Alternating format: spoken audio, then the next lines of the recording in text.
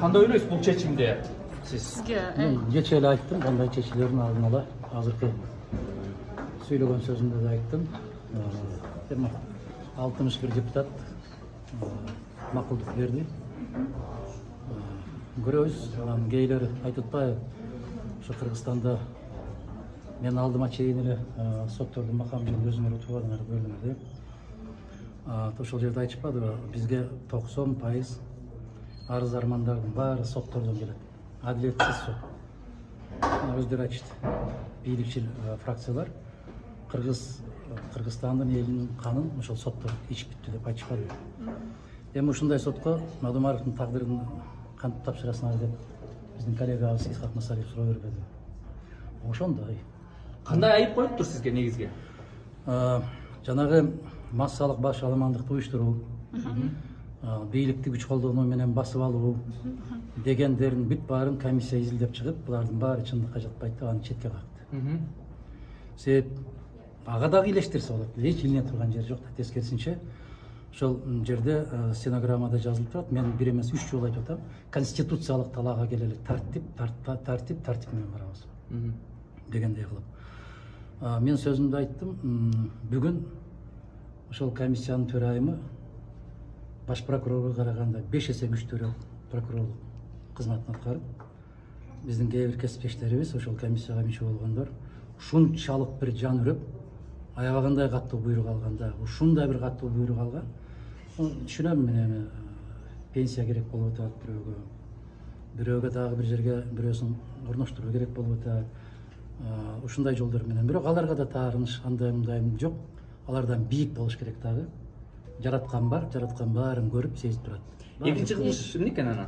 Экинчиси баягы эле ошол чек ара. Чек ара, мен мына жердеги бүт бардык документтерди негизинде далилдеп бердим. Бирок мен былтыр айткандай да, кесиптештер, муну бол калем деп бердим да былтыр, мен калем деп көрсөттүм да. Ошондо 70 канча депутат 100% туура деп берди да. Бирок эртең бул калем эмес, бул кайчы экен деп келсе, кечирип коесуңар, кайчы экен биз билбей калыптырбыз деп кайра добуш бересиңер деп айтпадым беле. Мына ошол былтыркы айткан окуя быйыл 1,5 жылдан кийин көрүнүп атат. Процедура кандай болот эми мындан ары? Процедура ар кандай болот?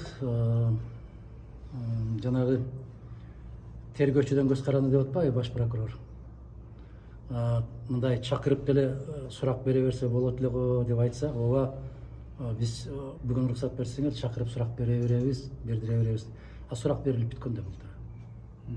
Суракка чакыруу бар болду? Жок, эми булар түнү менен жазат, эртең менен берет да. Же мүмкүн азыр мен кабинетте күтүп тургандыр, билбейм. Сиз мандатыңыздан ажыраган жоксуз процедура боюнча?